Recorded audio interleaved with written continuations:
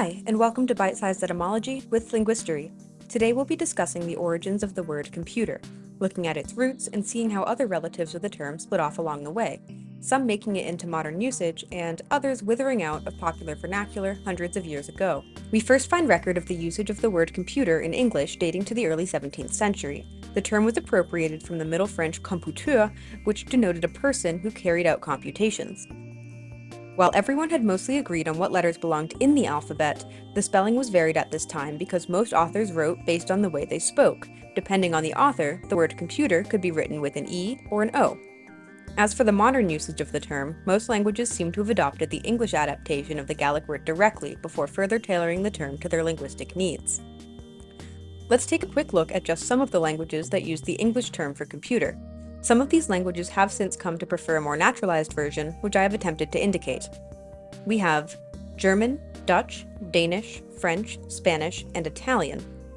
The date that this word was adopted into these languages shouldn't be surprising. It is when computers became consumer-friendly. Quick tidbit. Mandarin Chinese Tiannao can literally be translated to electric brain. Now back to the history of computer. The Middle French term computeur comes, as you may have expected, from Latin, in particular the Latin computare, which meant to calculate, to reckon, or to count up. That's easy enough, right? Too easy. Let's see if we can break it down even further.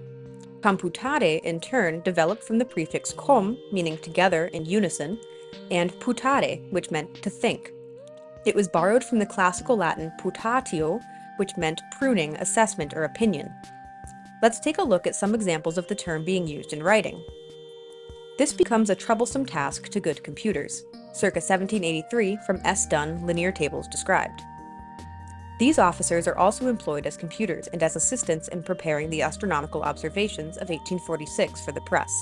Circa 1848, the Southern Literacy Messenger. We just couldn't make the ground fit the map. What a blessing the computer turned out to be. Circa 1942, from the RAF Journal. To double the decimals to 20, a German computer, Ludolf von Keulen, had to invoke a figure with 60 by 229 sides. His grateful colleagues consequently sometimes called pi Ludolf's number.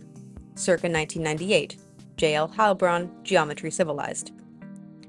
The root putare can also be found in other English words that have fallen out of use. The one we are about to look at now is considered archaic. Let's take a peek. The word putation used to refer to the pruning of trees, like you can see in the following examples. They were apt upon the putation of dry boughs or foul growth, circa 1440.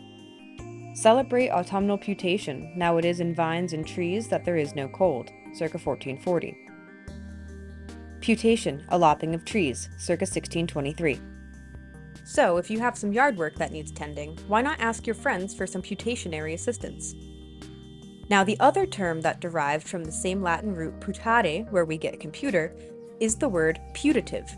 If we keep in mind that the original term in Latin meant to think, it won't be too hard to see how we adopted it into English, encapsulating the meaning of commonly believed to be as such, so reputed or supposed.